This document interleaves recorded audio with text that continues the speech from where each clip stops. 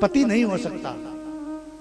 राम एक आदर्श पुत्र हैं, एक आदर्श पति हैं, एक आदर्श पिता हैं, एक आदर्श पालक हैं, एक आदर्श भाई हैं, एक आदर्श स्वामी हैं, एक आदर्श पुत्र भी है। पिता ने कह दिया, राम कल सुबह जल्दी उठ के बेटा नहा लेना, कल सुबह तुम्हारा राज तिलक होगा, कल सुबह तुम अयोध्या के युवराज बन जाओगे, मेरे बाद राजगद्दी पर राम कल से तुम बैठोगे। राम जी को खुशी नहीं है। एक पिता के लिए पुत्र जैसी आज्ञा पिताजी।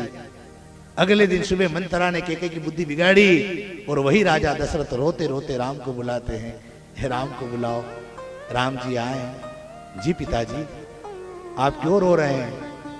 तो पिताजी ने बड़े सहजता से कह दिया, राम तुम्हें अयोध्या का राज्य न देकर के मैंने विचार किया कि मैं तुम्हें जंगल का राज्य दूंगा। राम अयोध्या की सीमा तो कुछ दूर तक है और मैं चाहता हूं मेरे राम पूरी पृथ्वी के राजा बने।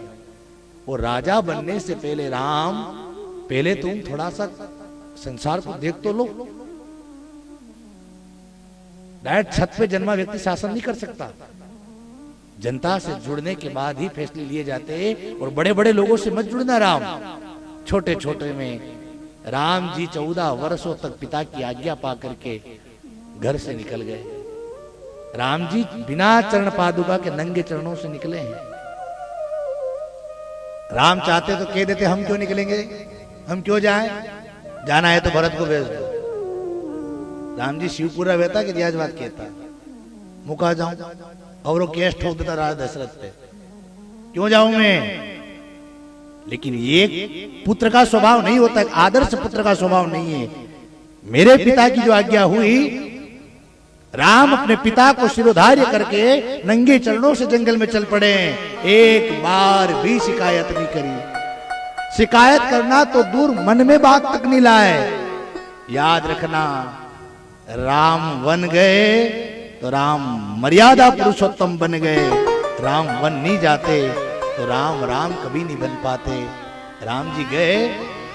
और याद रहे, माता पिता की वसीहत लेकर अलग होने वाले लोग दुनिया में सफल हो ना हो मैं नहीं जानूं, लेकिन माता पिता की नसीहत लेकर अलग होने वाले लोग एक दिन दुनिया में जरूर नाम कमाते हैं। माँ बाप की वसीयत नहीं, माँ बाप का आशीर्वाद।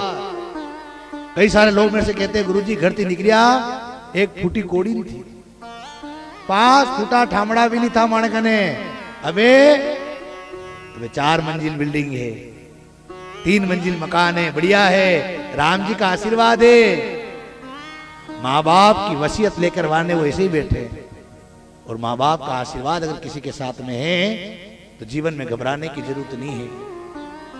तो पुत्र कैसा होना चाहिए? राम की तरह। पिताजी कुछ कह दे तो मन मार ले, पिताजी के सामने जवाब ना दे।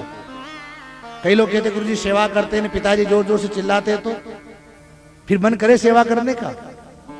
हम तो पिताजी की सेवा करें, पिताजी में नाना राज गुण गाया करे जो बड़ा रोटा ही देखते।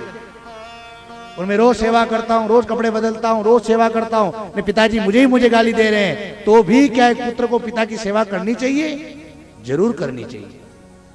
पिता मरते दम तक भी अगर तुम्हें कुछ न दे, दिन रात तुम्हें बद्दुआएं दे रहे हैं, सब कुछ कह रहे हैं, लेकिन फिर भी पुत्र को अपना स्वभाव नहीं छोड़ना चाहिए। पुत्र को हमेशा पिता की सेवा में तत्पर रहना चाहिए। भगवान राम ने पिता की आज्ञा से घनघोर जंगलों में वास काटा है।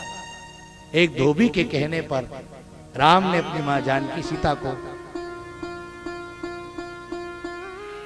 जंगलों में भेज दिया। राम जी एक आदर्श भाई भी हैं।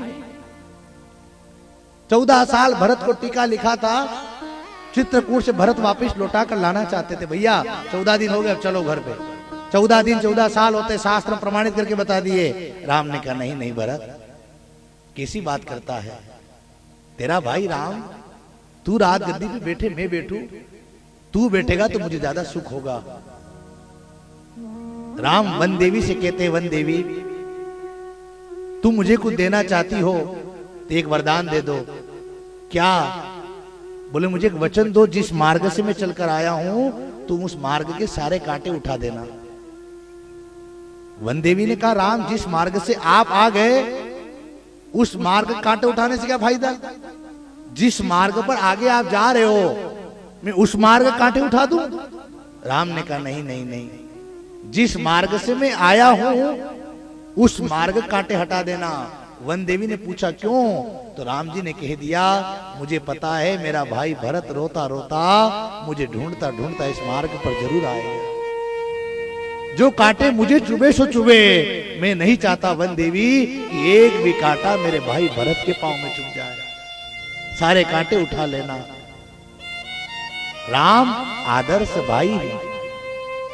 लोग मुझे कहते गुरुजी भरत चरित्र सुनाओ, भरत की कथा सुनाओ। ये तो राम जी का भ्रातृत्व है, ये राम जी बड़े भाई हैं, इनने स्वभाव निभाया। इनके भाई भरत भी किसी से कम नहीं है। भरत जी का स्वभाव राम जी से भी और तेज है। भरत जी ऐसी स्थिति में है कि